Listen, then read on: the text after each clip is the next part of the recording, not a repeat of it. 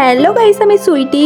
সবাইকে জানাই শুভ মকর সংক্রান্তি। মকর সংক্রান্তি মানেই আমাদের তমলুক স্টিমার। আমার এই ছোট্ট ভিডিওটার মধ্যে আপনাদেরকে স্টিমার ঘাটে পুরো মেলাটা শেয়ার করব, আর মকর সংক্রান্তির দিন স্টিমার ঘাটে কি কি হয় পুরোটাই শেয়ার করব। চলো একদম প্রথম থেকে শুরু করি। প্রচন্ড ভিড়ের মধ্যে ঠেলাগুজা করে চলে এলাম প্রথমে ঠাকুর দর্শনের জন্য। ঠাকুর প্রণাম করে নিয়ে ওখান থেকে বেরিয়ে চলে এলাম নদীর সাইডে। আর দেখো নদীর সাইডে কতটা পরিমাণে ভিড়। নদী পাড়ে এসেই দেখি সবাই গঙ্গা স্নান করছে। আর স্টিমার ঘাটের এই জায়গাটা দেখুন পুরোটা চড়া পড়ে গেছে আর ঘাসও ফুটে গেছে, তাই খুব একটা জল নেই বলে সবাই সেই প্রান্তে যাচ্ছে স্নান করার জন্য। প্রথমে ভেবেছিলাম সেই প্রান্তে যাব না, তাই গঙ্গা জল মাথায় ছড়িয়ে নিয়ে নিজেকে একটু শুদ্ধ করে নিলাম আর সবাইকেও শুদ্ধ করে দিলাম। আমিও আর বেশি দেরি না করে কোমরের মধ্যে শাড়িটাকে গুঁজে নিয়ে হাতে জুতো নিয়ে চললাম সেই প্রান্তে তোমাদের সাথে ভিডিওটা শেয়ার করার জন্য।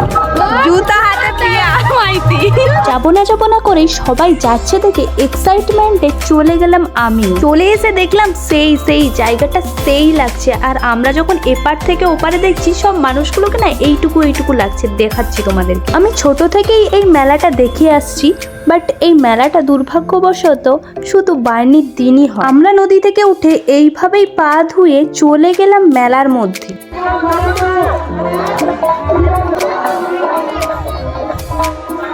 তারপরেই ঠিক মেলার মধ্যে ঠেলা খেয়ে বেরিয়ে পড়লাম বাড়ি যাওয়ার উদ্দেশ্যে। কেমন লাগলো ভিডিওটা অবশ্যই জানিও। যদি ভালো লেগে থাকে লাইক কমেন্ট শেয়ার করে দিও। Bye bye.